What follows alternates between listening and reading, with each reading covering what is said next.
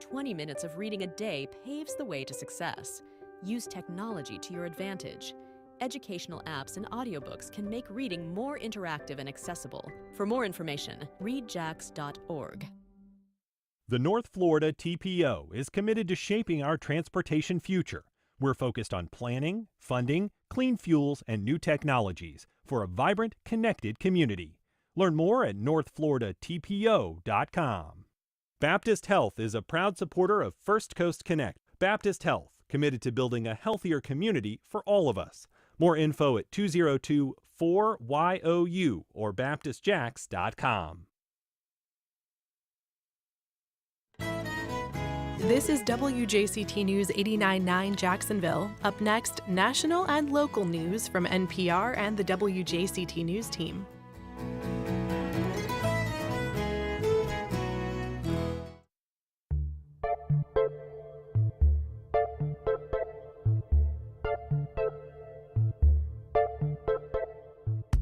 Good morning, I'm Ann Schindler. On today's First Coast Connect, a well-known name in local politics, business, and journalism tries his hand at fiction. We sit down with Abel Harding ahead of the release of his new novel. Then, a Jacksonville native working to make mental health care more accessible to teens worldwide.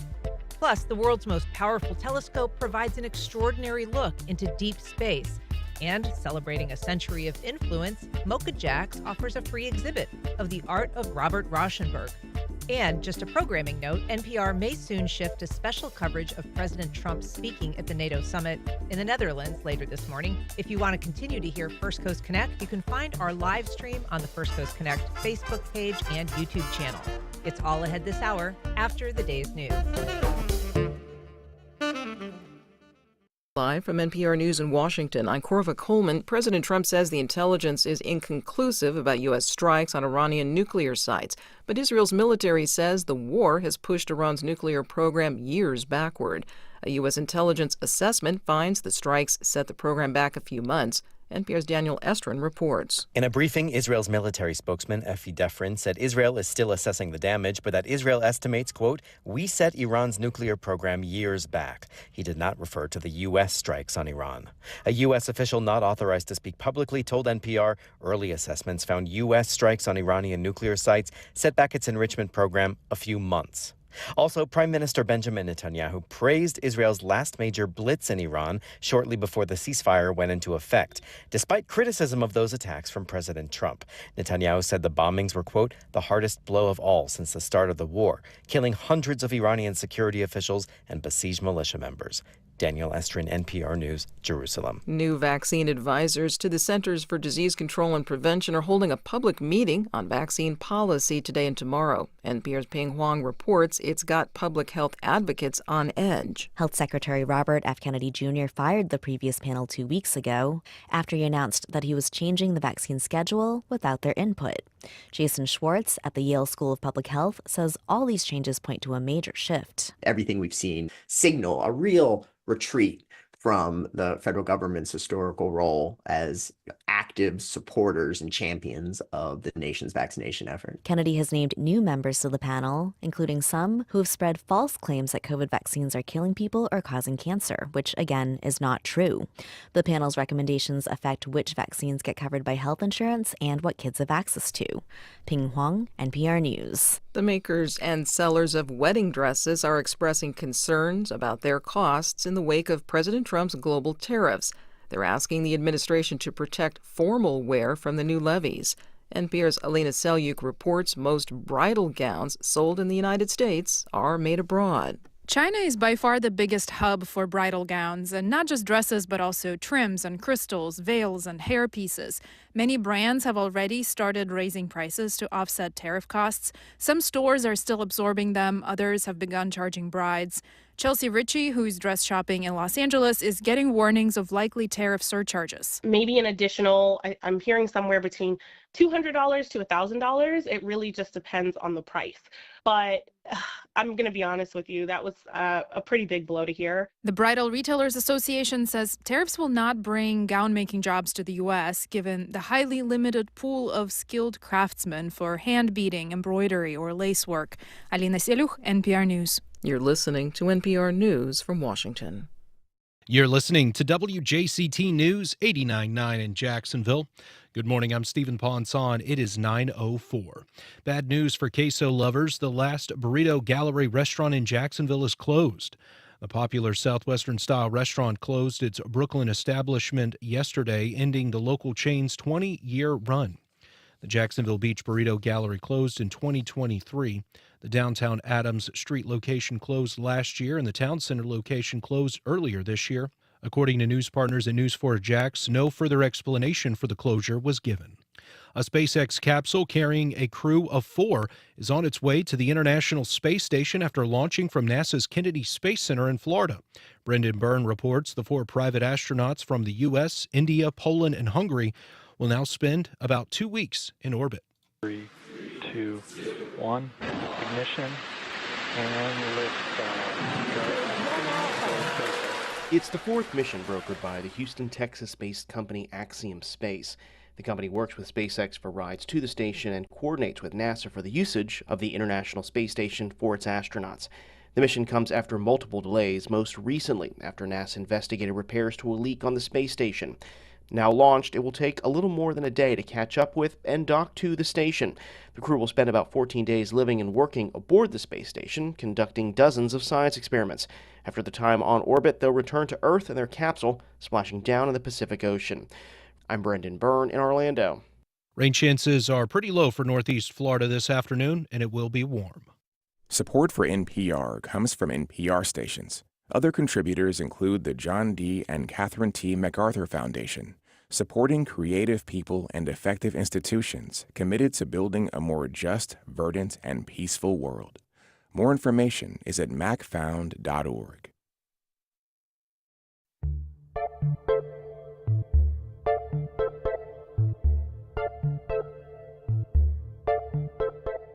Support for First Coast Connect is provided in part by Baptist Health and North Florida TPO. Good morning, I'm Ann Schindler, and this is First Coast Connect. Today, a novel about political corruption and personal discovery. Jacksonville native and new author Abel Harding discusses his new book ahead of its release this week. Later in the program, Mocha Jack celebrates the 100th birthday of visionary artist Robert Rauschenberg with a free exhibit. And we discuss a stunning series of new deep space photos from the world's most powerful telescope. Just a programming note, President Trump is expected to hold a press conference at the conclusion of the NATO summit in the Netherlands this morning. If that happens during the program, NPR will shift to special coverage for at least some of that press conference. But if you want to continue watching First Coast Connect, you can find us on your Facebook live stream or on our YouTube channel. First of all, he's here. His name is familiar in the world of local politics, banking, and journalism. Now, Abel Harding tries his hand at fiction. He joins us ahead of his book launch tomorrow. Abel, thanks so much for being here. Thanks for having me. So this is a new turn for you. I mean, professionally, you've been in banking for decades. A lot of people will know your name because of the work that you did as a journalist and a columnist and a blogger here in Jacksonville. In that time, you wrote a lot about politics. What made you want to write about politics in your debut novel?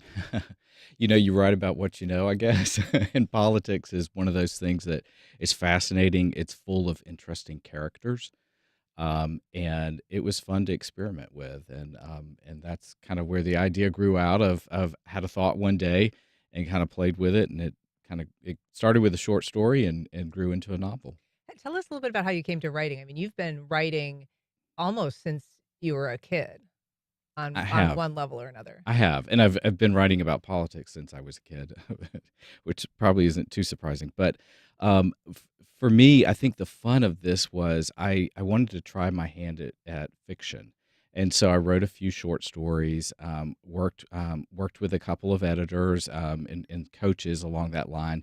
And then just really decided this came out as a short story and got paired up with a really good editor here in Jacksonville, Lynn Scapia-Carlin. And Lynn's someone, she'd be a fascinating interview, more fascinating than me, by the way. She's edited a number of books in town. I mean, we recently had on Jim Draper, who his book Shantyboat Stories is edited by Lynn.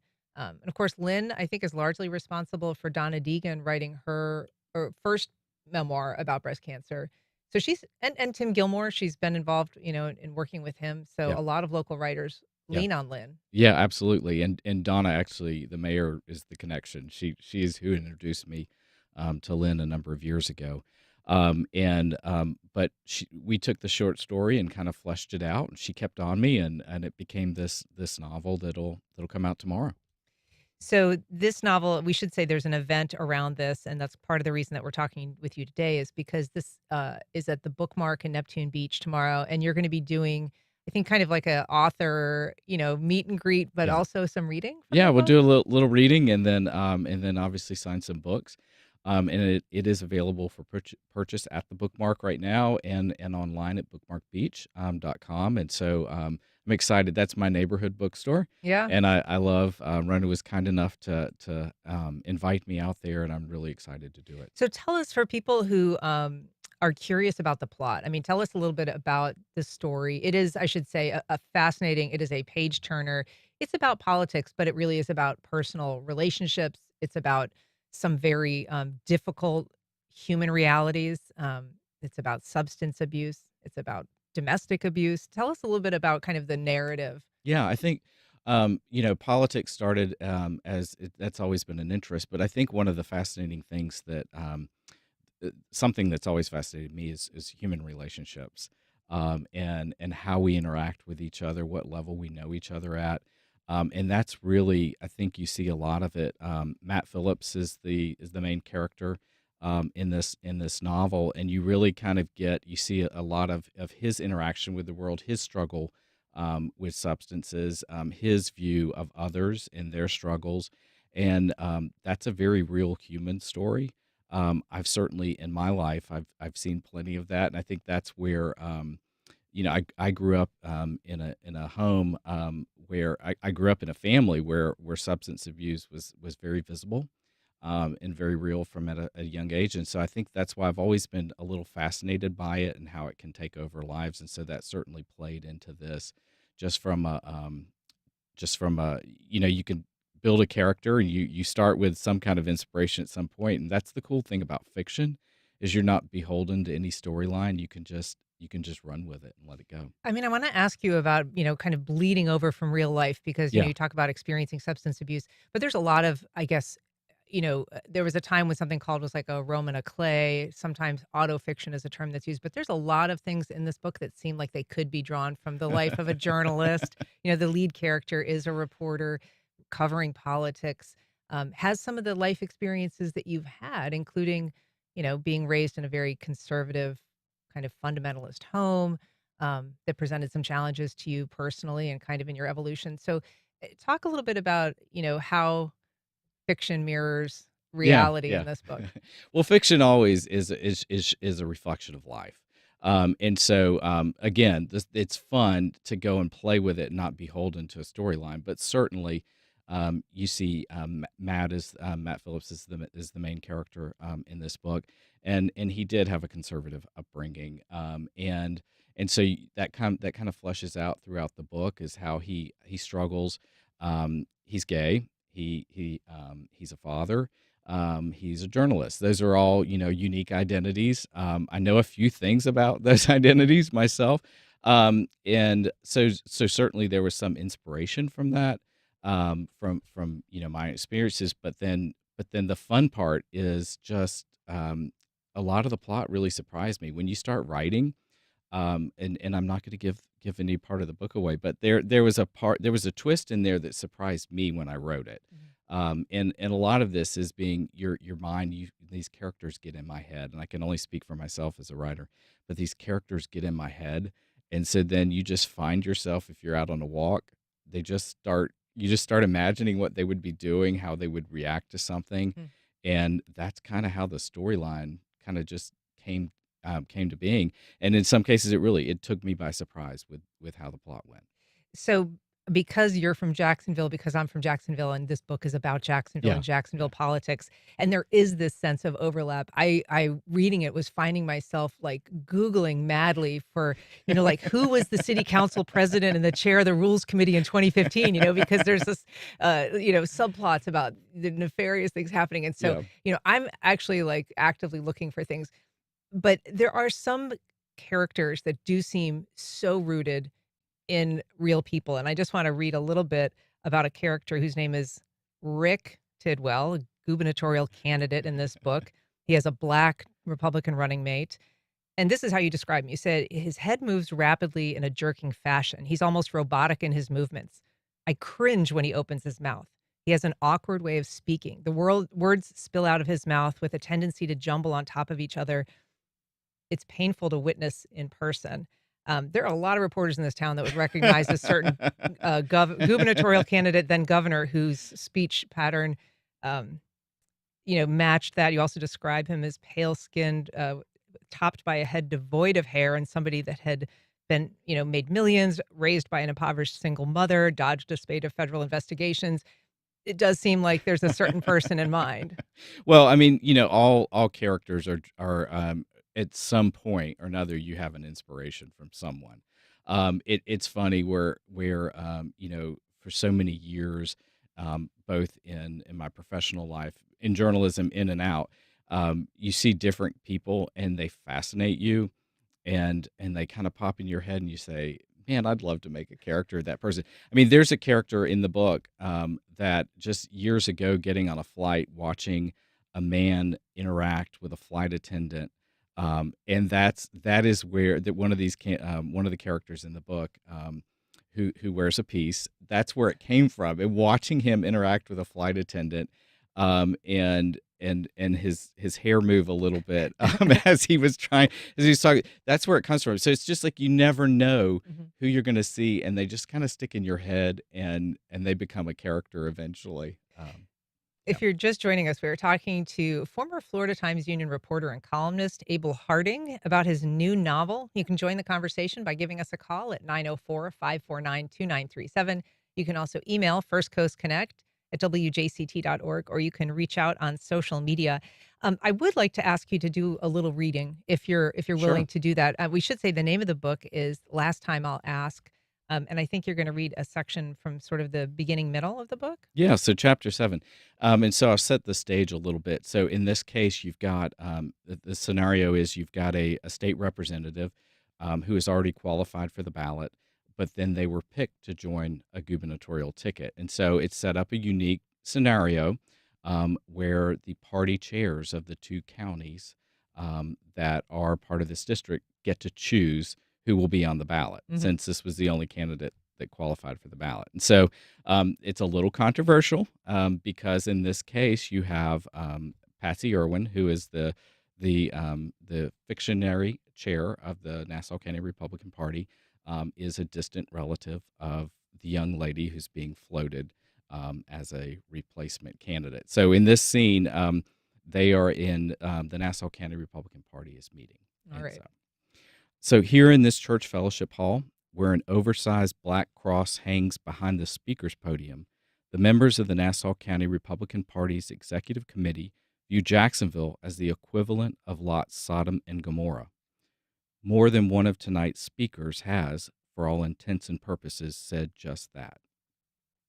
Nassau borders Jacksonville to the north and was once a powerhouse in state government, back in the days when members of the Pork Chop Gang, lawmakers from rural North Florida, held a vice grip in Tallahassee. Its political power is diminished these days, and folks are none too pleased that their state and federal districts are lumped in with Jacksonville.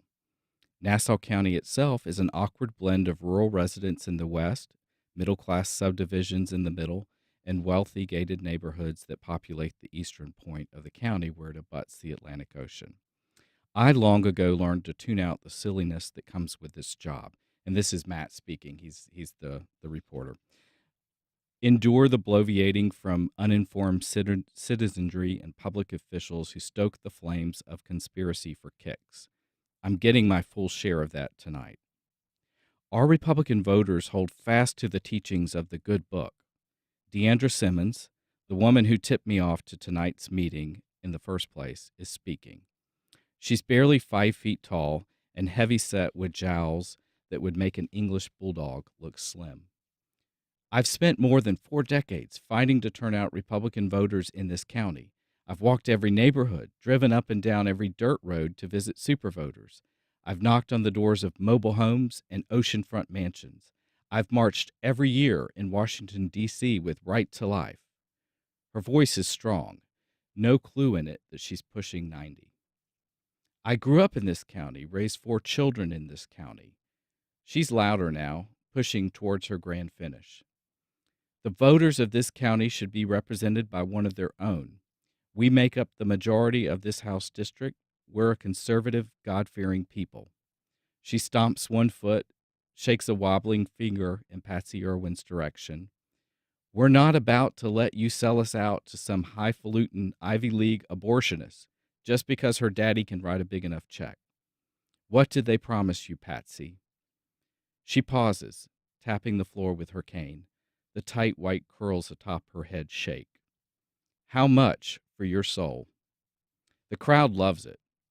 A foot stomps in the back of the room, a slow, steady beat. The sound gains momentum as more join, building up steam until the entire room is standing, hands clapping, feet pounding the concrete floor. At the front of the room, Irwin's jaw resembles a race car on lap 164 of the Daytona 500. Her lips firm, they're pressed so tightly together they resemble thin strands of yarn. Tiny beads of sweat form under the gray bangs that hang halfway down her forehead. She pushes them back with one hand. I've heard what you had to say. Now it's your turn to listen to me. She's on her feet. One hand, balled into a fist, punches the air. No one in this room has worked harder for the cause of freedom. Her voice is strained, and she struggles to be heard over the noise of the crowd. They continue to stomp their feet. Random cries of sellout and traitor punch the air. Her face contorts, eyes squeeze. I take umbrage. The sentence comes out as a high-pitched squeak. She stops talking. Eyes brim as she starts to wail, a pitiful sight as her face twists. Tears pour down her cheeks, leave streaks in the heavy rouge as they drip on her blouse. Dark black clumps of eyeliner form on the edge of her eyelashes, drop to her cheekbones. A quick brush of her sleeve, and her face is a horror flick. Leave it to Nassau County politics to never disappoint, I think. This is more drama than I dared hope for. It's good stuff, Abel. And the book is like full of moments of, great humor. There, are characters that, as we say, resemble real people, but they're very well fleshed out. There's a lot of pain in this story, though, too. Yeah. And certainly the issue of substance abuse is a theme throughout. What do you think the character learns, about himself in this book? Yeah, it's a great question. So Matt was a character that I had developed and just continuously kind of played with. And I think one of the things that he learned, I tried to think of what he might say to his younger self, and it's don't be afraid. And I think that's his. You can kind of see it in it. He operates under a lot of fear. He stays in a relationship. And I think, the more I fleshed that out, trying to figure out why he was there, because that's one of the things Lynn and I kept working on is why is he still there? What's driving this? And it was fear. And so I think he, fear of a lot of different things. Fear of a lot of different things. Fear of failure, fear of being alone. Fear of exposure in some Fear of ways. exposure, yeah. So it's just, so he's just a character that, really had to look within himself and just face some things head on. There's a lot of fear. Got a call from Charles on the West Side. Good morning, Charles. Go ahead. Hi. Good morning, Ann. Good morning, Abel. I had a question for you when you're getting an idea for a novel. Do you block it out by using, the classic outline form that I was taught back in high school English class to kind of get a feel of how you're going to construct it? And when you introduce a new character, do you also describe like an article of clothing or whether they're wearing glasses or not when they enter the scene? Yeah, those are great questions, and this is where I'll get in trouble because I don't think I follow the rules. It's funny. I did try to map this out of where I thought the story was going to go. and it did not go the way that I thought it was going to go. Oh, really? And so, and I finally, it's funny. I went back and looked at my outline of chapter ideas, and I didn't follow the outline. And so, it's great as I've developed characters. I do try to write character descriptions for myself, who they are, how old they are, some of their upbringing, some maybe their professional life, so you can kind of get. I can start to feel them Mm-hmm. and try to get in their heads. So I need that because you don't want to have someone pictured in your head as a character. Let's say they have brown hair, and then suddenly you describe them with blonde hair later. You got to kind of know. You got to be rooted in who they are as a character. So I do write those out and really try to understand my characters. Do they have siblings? Do they have children? Just who they are. So I write that out. So I've got good character descriptions, and I may or may not use them in the book. But part of and this is something I really is I do use some of the descriptions he mentioned, like whether they wear glasses. I mean, that's a good beat in a book, is someone adjusts their glasses, and so it helps you as a reader visualize. And I am a reader. I read all the time, and I have since I was very young. And you want to be able to be in the scene and be able to visualize it. Yeah. And that's how you do it, is not being overly descriptive, but maybe just they adjust their glasses, and then now they're wearing glasses. And you do, I mean, kind of take your time with descriptions. You're not Yeah. like rushing from plot point to plot point. You really do kind of take moments to describe the people, the place, the setting, and kind of like the mood. Yeah. You know? I'm a context guy, for better or for worse. I have to kind of cull it because I can go overboard with descriptions. So that is one thing I work on is not being overly descriptive, but able to paint a scene and show a scene without too many words. What kind of feedback have you been getting from the people that have read it? The people that you've, either that are close to you that have read it, the people that you've asked to help you work on it. What kind of reactions? Yeah, everyone's reaction has been very complimentary, which, you take with a grain of salt, and I really appreciate it. I appreciate everyone's feedback. I had a good friend who reads, she's an incredible reader and reads much more than I do. And she asked me if there was going to be a sequel because when she got to the end, she's like, "There's more," and that made me feel pretty good. So the feedback has been very constructive and positive, and I appreciate that. And so, how do you approach things? I mean, you've got a son sort of the same age as my son. Is it? Do you have to have conversations with him before it comes out about there's elements of this book that I'm writing about that are going to be it's not the kind of thing maybe you want to read about as like your dad wrote it, or is he just chill and comfortable with that? He's my son's always been very chill and comfortable, and I don't think I don't think he's going to pick this up and read it anytime soon. It's not about a car, so I doubt he'll read it. But he's always been he's a chill. He's a really good kid. Yeah, I'm curious. We were talking about your work as a reporter, and in this role, the character is meeting with people, getting information from sources. And there's this one character that you describe as the brown recluse, who's kind of this great source for this character, but is kind of within administrations and sort of always dishing on the person that they're working for, that's closest to them. And I wonder, when you kind of move on from journalism, if you still kind of have these relationships that you have to protect, conversations going back possibly even decades, but people that revealed something to you, shared something with you, that you continue to kind of hold their trust. Yeah, absolutely, because a source is a source until the end of time. It is interesting. There is a character in here, and I certainly saw that as a journalist, and I'm sure you've probably experienced the same. It's always, and there's a couple lines in here about where Matt is trying to understand why someone is giving him information about someone that they are allegedly devoted to, loyal to. Right. And so that comes out a couple times where he's just trying to figure it out. And he kind of eventually comes to, hey, they're doing it just to feel something. Matt turned out much more cynical, I think, as a journalist than I expected him to. But he's trying to figure out why and what's their motive. And sometimes it was just to see if that they mattered, that someone, because they like to read something that maybe they know that they were the source of leaking. People who just kind of want to feel valued or Yeah.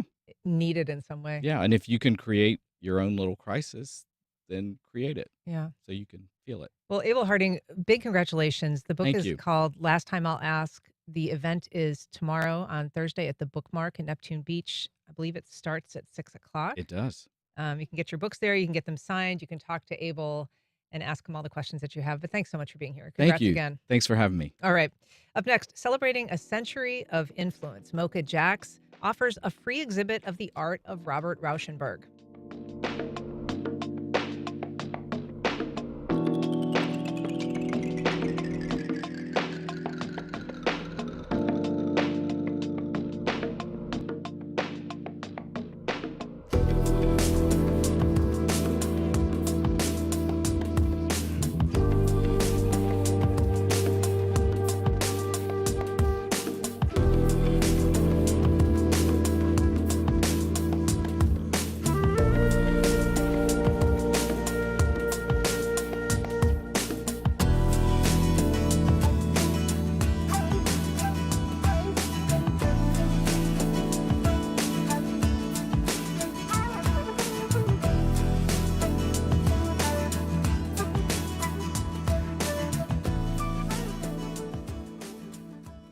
Welcome back. Painter and graphic designer Robert Rauschenberg has been described as a pioneer for obscuring the distinction between art and everyday objects, and his work is currently featured at the Museum of Contemporary Art Jacksonville in celebration of his 100th birthday. Here to tell us about it is Ilva Rouse. She's the senior curator at Mocha Jax. Welcome back, Ilva. Thank you. Happy to be here. Happy to have you. So, Rauschenberg has really been an inspiration for generations of artists, and not just because the way that his work brought together so many different kind of mediums, but because of the way that he crossed into other forms of artwork, being influential with other artists, choreographers, musicians. Why did you want to celebrate him for his birthday? Well, he's a giant, like you intimated. It's been really exciting. We started the year celebrating Joan Mitchell, who also had her 100th anniversary. So then the second half of the year, we're dedicating it to Rauschenberg joining a worldwide celebration of his work. Mm-hmm. And in response to your question, well, he often said, I do not believe in categories, between art and non-art, between media, between artist and the viewer. He just had an incredible, expansive understanding of art. And his work, we're seeing some of his pieces on our live stream right now that people can check out. Some of his more famous pieces were this series he did called Combines, which sort of speaks to the way that he saw an overlap between these different things. Can you describe for people who aren't watching the live stream a little bit about what he's combining? Yeah. He Combines was his big breakthrough when he gets to New York. And it was these constructions, something between painting and sculpture. And a very famous quote of his is, painting lies between art and life. I try to work in the gap between the two. And in these combines, he not only broke the differences between painting and sculpture. It was the beginning of installation art, beginning of performance, and he famously would put objects and scraps and everything you can think of, beds, Yeah. desiccated animals, and right into them. And his his influence crossed into, as we said, kind of other mediums. I mean, he was influential in music with John Cage. He was influential in choreography. Yeah, with Merce collaborations Cunningham. were fundamental, and it started for him in he went to Black Mountain College with his then to be wife, In Susan Asheville Weil. area? Yes, a very famous college where Joseph Albers was the painter who had fled from Europe. And it's there that he meets many of the collaborators that would follow him throughout his life. Like you said, the dancer Merce Cunningham and the composer John Cage, Mm-hmm. for example, or Jasper Johns, whom he's shared studio with in New York, and so on. And Cy Twombly. And so this work that you are exhibiting, is that part of MoCA's permanent collection, or is that something that's traveling? Yes, yes. So we, it's a small exhibit, but it gives us a way to go into these different aspects of his work. So it's our mostly prints, complemented by a loan from a local collector. I always like to include showcase collecting in our beautiful city. In this case, from Dr. Sack and his wife Barbara Sharp.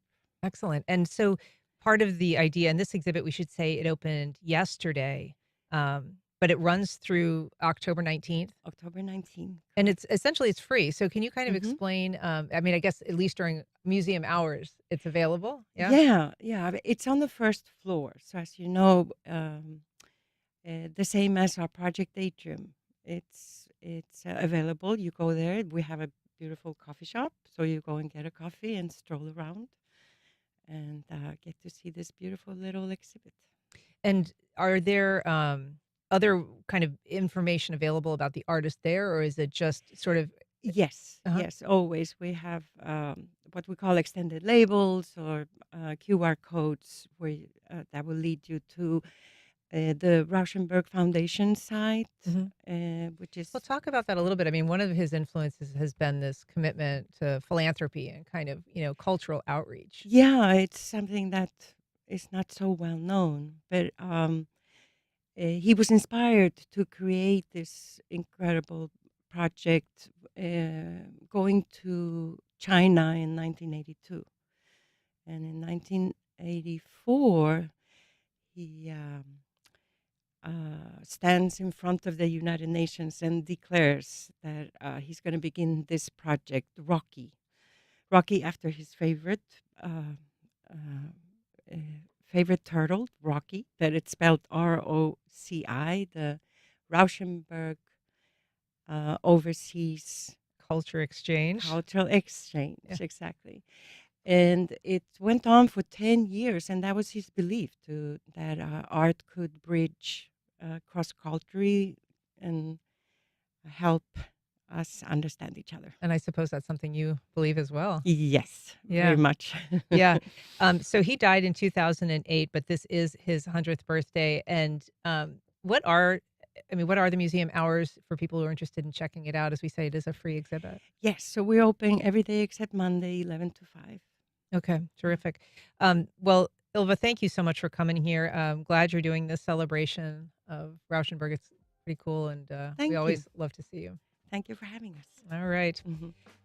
Up next, I recently had a chance to sit down with Jacksonville resident and Harvard junior Nora Sun. She was recognized recently for her work making mental health care for teens globally accessible.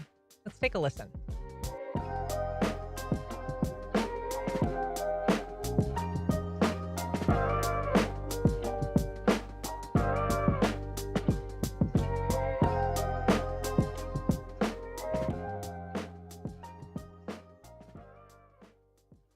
Welcome back.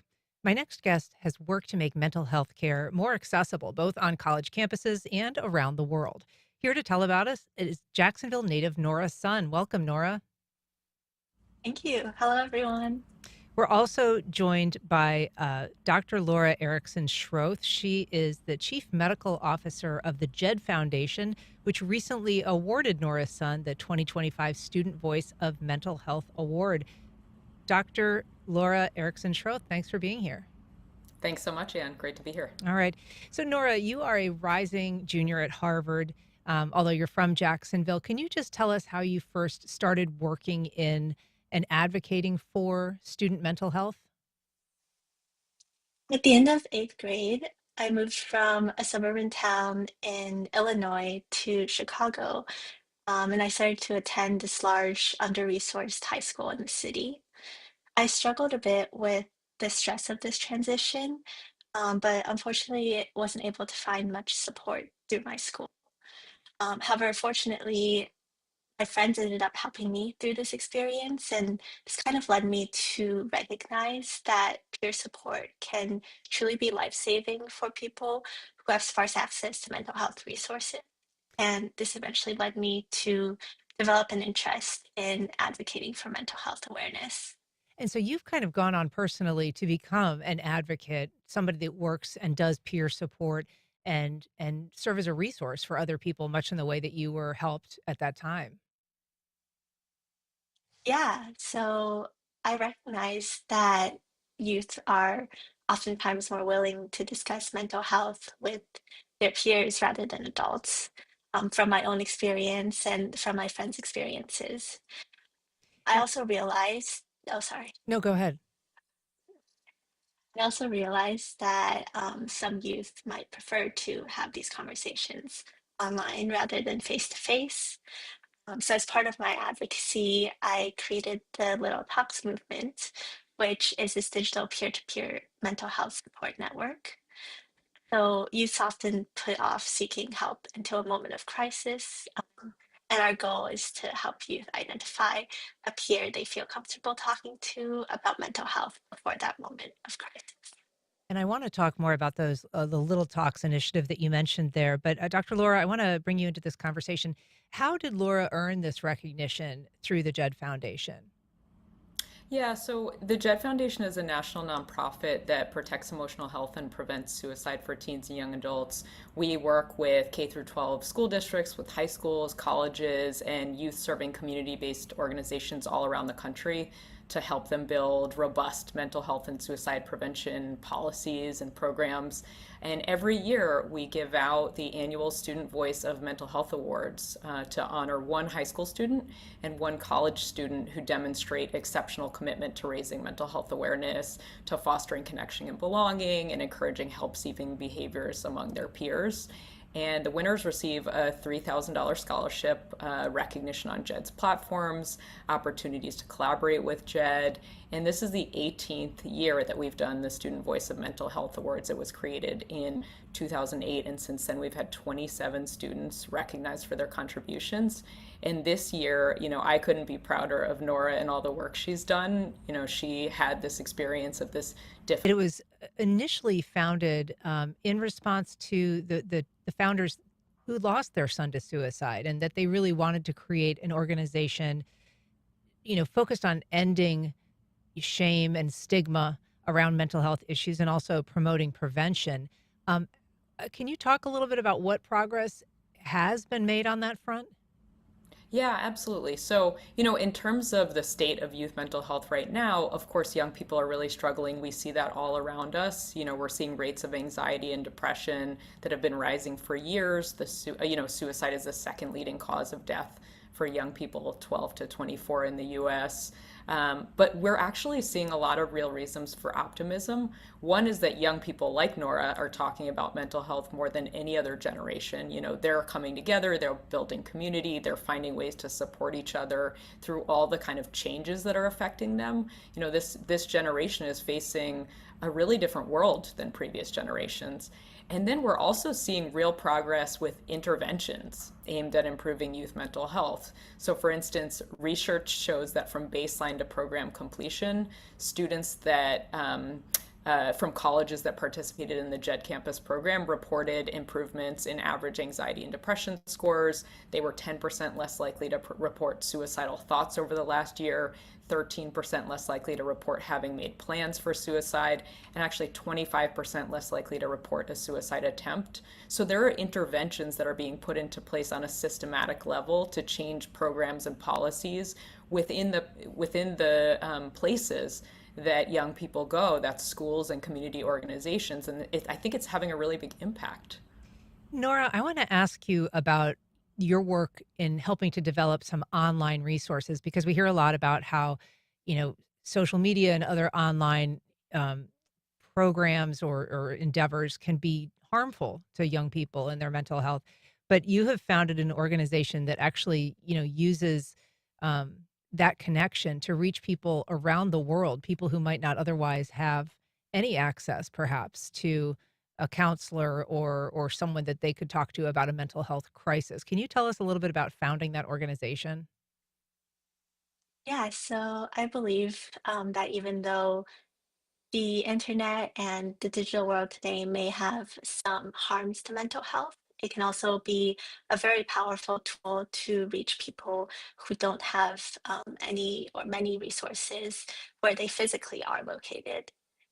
In the past decade, there has truly been this amazing explosion in digital mental health tools. Unfortunately, though, the majority of these tools are only available in English. So, through the initiative I founded, Mercuri.world, youth translators translate these resources into 21 languages, and we disseminate them to local communities worldwide through our 31 international campus-based chapters, and our translated resources have reached over 6,000 people. And so that is that organization that translates. But you have also, as we said, started this Little Talks movement, which is kind of an outgrowth of that other creation, which tries to foster a platform for peer to peer outreach and mental health support. Can you tell us a little bit more about how that works? So, the Little Talks movement, the goal of our work there is to create a sustainable and supportive digital peer-to-peer network for mental wellness. So, a little talk is just any peer-to-peer conversation with a friend or acquaintance about mental health initiated on any digital platform. So, that could be texting, Instagram, Discord, or Reddit. And it might involve checking in, exploring mental health related feelings and experiences, educating on mental health resources and coping strategies, and just establishing an affirming space for potential future conversations about mental health. So the person who is reached out to by our mental health peer guide knows that they have someone who they can turn to if they ever experience mental health challenges. And Dr. Laura, I mean, we talk about some help that's reaching people that perhaps couldn't have had help before, peer to peer being an effective way to deal with some of these issues. And yet there are also growing pressures, certainly on some groups that feel marginalized, that have gotten perhaps more pronounced. And I'm curious if you have a sense about, how it shakes out the balance of where we're moving in the world of mental health and resources, especially for young people. Yeah, I think there are so many different ways that people are tackling the issue of, declining youth mental health that I think that we're actually making a significant amount of progress. We're thinking about things in more nuanced ways. Nora brought up the idea that, a lot of people talk about social media as a negative thing for young people, but actually, social media is something that is pretty complicated in the lives of young people, right? There are a number of potential negative effects. So there's, information overload, a lot of comparison, there's cyberbullying, this idea of hijacking of reward systems. As humans, we need social support and we need reassurance. And the algorithms that are built into social media are taking advantage of us and keeping us online. But there are also a lot of positives for many young people, about engaging online, especially, as you mentioned, for groups like LGBTQ young people who might be having trouble accessing support in their everyday lives. And so I think the conversations are getting a bit more nuanced, and we're talking about things like appropriate regulation of social media so that we have the ability to make choices about the content that we see. We're talking about much more complicated situations. It used to be that we were just saying, youth mental health is negatively affected by all these things happening in the world, but actually technology and the things that are happening and changing are things that we're paying a lot of attention to and we're able to tackle as we go if we have broader conversations, especially with young people. Well, Nora Sun is a Harvard student from Jacksonville. She's the winner of the 2025 Student Voice of Mental Health Award. And Dr. Laura Erickson Schroth is the Chief Medical Officer of the foundation that gave that award, the Jed Foundation. Thank you so much for being here. Thanks so much, Anne. Thank you. We'll be back in just 2 minutes.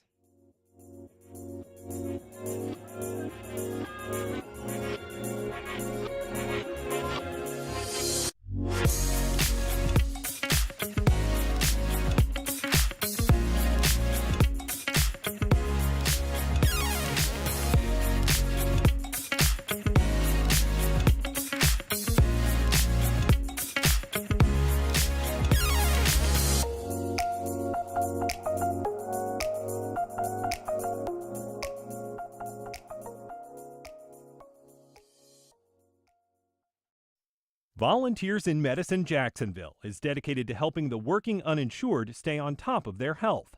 High blood pressure is a silent killer. A healthy reading is under 120/80. Learn more at vimjax.org. Life South Community Blood Centers, providing blood and patient services to the local hospitals, serving patients in this community. Donating blood with Life South helps save lives. More at lifesouth.org to find a blood drive near you. The new season of the Emmy Award-winning TV series The Bear premieres this week. On the next Fresh Air, we speak with actor Eben Moss-Backrack. He's won 2 Emmys for his portrayal of Cousin Richie. He's also appeared in the shows Girls and The Punisher. Next month, he co-stars in the new Marvel movie The Fantastic Four: First Steps. Join us. Today at noon on WJCT News 89.9.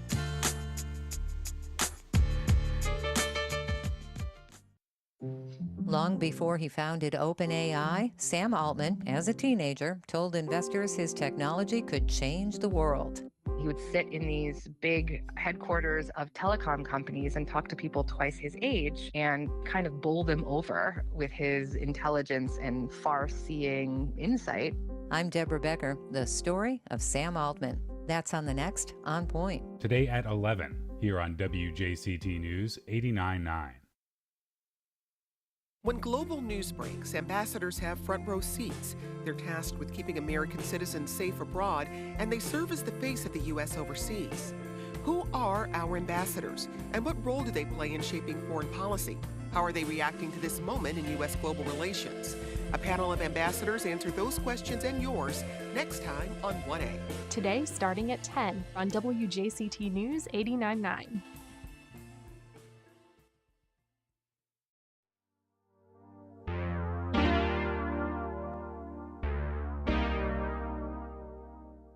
Welcome back. A series of images from the most powerful telescope in the world was revealed this week, and they offer a stunning and unprecedented look into deep space. Here to discuss it is Eddie Whistler, a resident spaceman and planetarium director at the Museum of Science and History. Hi, Eddie. Hello, hello. Welcome from the outer layers and into the inner sanctum. Yes, yes. Thanks for being here. So, thank you for first having of all, me. It's yeah, always fun. It is always fun. And I just have to say, wow. I mean, these images are bananas. They are so extraordinary.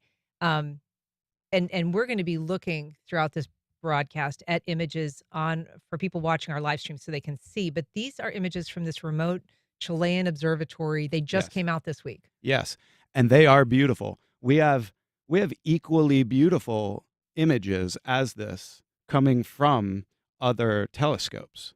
The power of the telescope itself, called the Vera Rubin, really comes from a different character about this telescope that maybe we'll get into. But yes, what we're looking at, and for viewers, it looks like galaxies, like confetti. This is the celebration of the universe. It really is. And when you see it, it just looks like a party. They're all dancing. These galaxies are interacting with one another. Gravity and dark matter are causing interactions and gravitational influences between and among many galaxies. I want to have that come up again because I want you to talk specifically, though, we're not just seeing stars. We're seeing processes. Yes. We're seeing things actually occur. So what's happening in that upper right? So in the upper right, you could see 3 galaxies without knowing specifically what we might know. And we might not know anything about those galaxies because the Vera Rubin is taking this kind of high definition image across a huge field of view in the nighttime sky. But you could see how the stars are just kind of spilling out into surrounding space.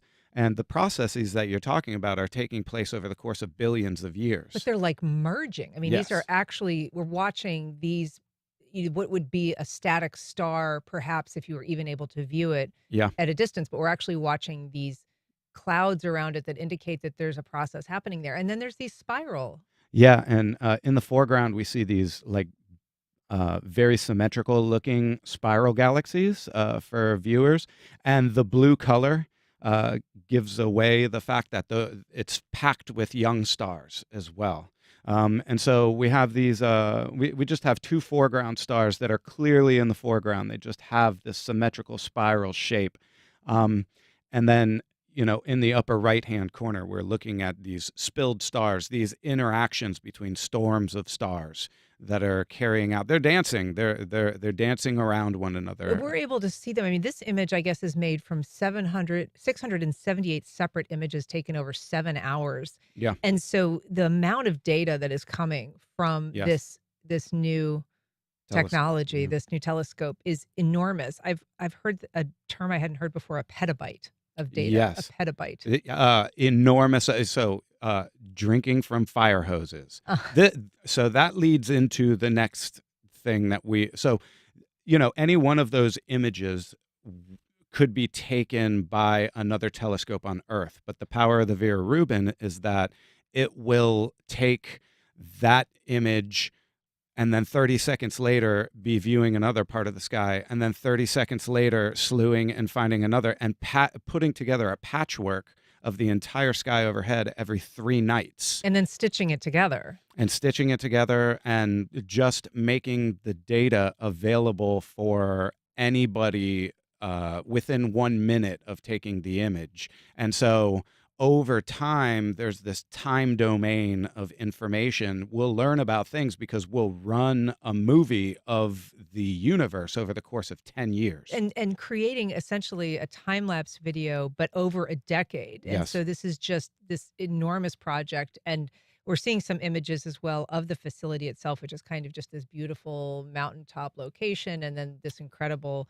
camera inside that is absorbing the images and sending them out. One image would require 400 high-definition televisions in order to project, and is taking one of those every 3 nights. Over the course of 1 year, we'll have more data in the visible spectrum from this telescope than all telescopes in the visible spectrum that have ever come before added together. And I should say the definition of a petabyte is 1 quadrillion bytes.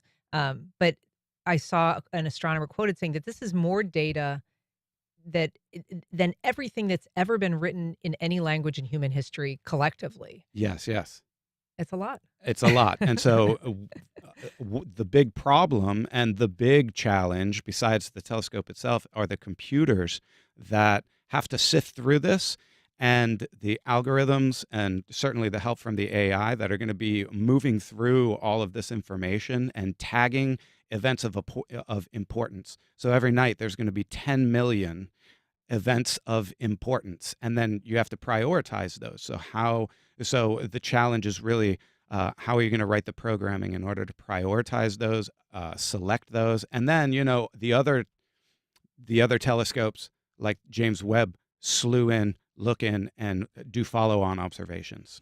Well, it's a lot of data to process. It's fun to look at. And thank you for being here. We should say also this Saturday, July 12th is the final live concert at the planetarium. Live concert. All right. Eddie Whistler, thanks so much for being here. You're super welcome. All right. Love to see you. Join us tomorrow when we talk with attorney and government expert Chris Hand about what the state budget brings to the First Coast and what could be left behind. I'm Ann Schindler. You've been listening to First Coast Connect on WJCT News 89.9.